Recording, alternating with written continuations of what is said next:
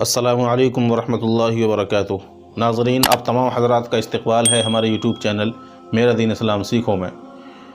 دوستو، اللہ تبارک و تعالی بندے کے لیے رحمت کے اور مغفرت کے بہانے ڈھونڈتا ہے۔ اس بات کو ہم بخوبی جانتے ہیں کہ اللہ تبارک و تعالی بہانے ڈھونڈتا ہے کس طریقے سے میں اپنے بندے کی مغفرت کر دوں۔ بندہ ایک مرتبہ میری طرف آ جائے، ارادہ کر لے، مغفرت کے لیے مجھ سے ہاتھ اٹھا کر دعا مانگ لے، نیکی کرنے کا ارادہ کر لے، یا کسی کے ساتھ کوئی اچھائی کر دے، طرح طرح کی چیزیں ہیں، اور ان نقطوں پر اللہ تبارک و تعالی اپنے بندے کی مغفرت فرما دیتے ہیں۔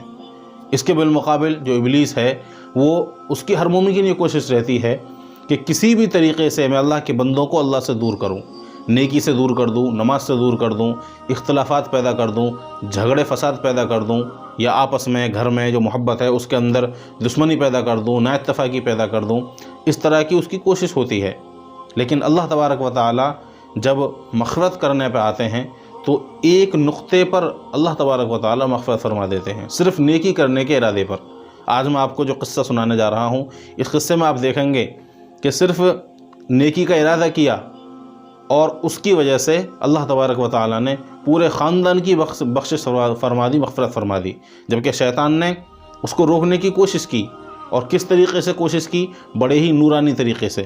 آپ نے سنا ہوگا شیطان کے پاس بہت سارے نورانی داؤ ہیں۔ وہ نورانی داؤ ایک یہ بھی ہے جو اس ویڈیو کے اندر آپ کو سمجھ میں آئے گا۔ چلیے قصے کو شروع کرتے ہیں۔ ایک شخص اپنے گھر سے نماز پڑھنے کے لیے نکلا۔ اس کو مسجد میں جانا تھا، تو گھر سے جب نکلا نماز پڑھنے کے لیے، جیسے ہی راستے میں پہنچا اس کو ایک ٹھوکر لگی اور وہ منہ کے بل گر گیا، تو اس کے کپڑے اور اس کا پورا منہ، پورا بدن سن گیا۔ چنانچہ وہ اٹھا اور اٹھنے کے بعد دوبارہ گھر کے اندر گیا اور نہا دھو کر دوسرے کپڑے پہن کر دوبارہ گھر سے نکلا۔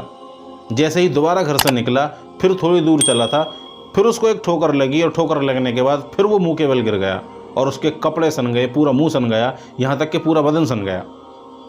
اس نے پھر کھڑا ہوا اور پھر کوشش کی اور پھر گھر کے اندر گیا، پھر جو نہا دھو کر کپڑے پہن کر دوبارہ نکلا تو دیکھتا ہے کہ گھر کے باہر ایک شخص چراغ لے کر کھڑا ہے۔ جی ہاں، گھر کے باہر ایک شخص چراغ لے کر کھڑا ہے۔ اس چراغ والے شخص نے کچھ نہیں کہا اور نہ ہی اس نمازی نے اس سے کچھ پوچھا، بس وہ چراغ والا شخص اس نمازی کے آگے آگے چراغ لے کر چل دیا۔ اس چراغ کی روشنی میں وہ نمازی بآسانی مسجد پہنچ گیا۔ اس کو راستے میں کوئی دقت نہیں ہوئی، کوئی تکلیف نہیں ہوئی، نہ وہ کہیں پر گرا، نہ اس کے کپڑے سنے، اور بآسانی مسجد میں پہنچ گیا۔ جیسے ہی مسجد کے گیٹ پر پہنچا تو نمازی مسجد کے اندر چلا گیا، اور جو چراغ والا شخص تھا، جس کے ہاتھ میں چراغ تھا، وہ باہر ہی کھڑا رہا۔ وہ نمازی اپنی نماز کو مکمل کرنے کے بعد باہر آیا۔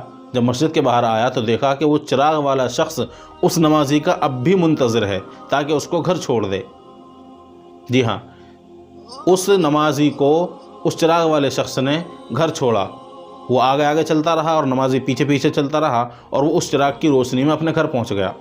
جیسے ہی گھر پہنچا تو گھر کے گیٹ کے باہر ہی نمازی رک گیا اور اس نے اس چراغ والے آدمی سے پوچھا کہ بھائی، آپ اجنبی ہیں اور میں بھی آپ کے لیے اجنبی ہوں، تو آپ بھلا یہ زحمت کیوں کر رہے ہیں؟ میں تو آپ کو جانتا بھی نہیں، آپ نے میرے لیے اتنا کچھ کیا، چراغ لیا اور مجھے مسجد تک چھوڑ آئے، اور پھر مسجد سے بآسانی مجھے گھر بھی پہنچا دیا، آپ ہیں کون؟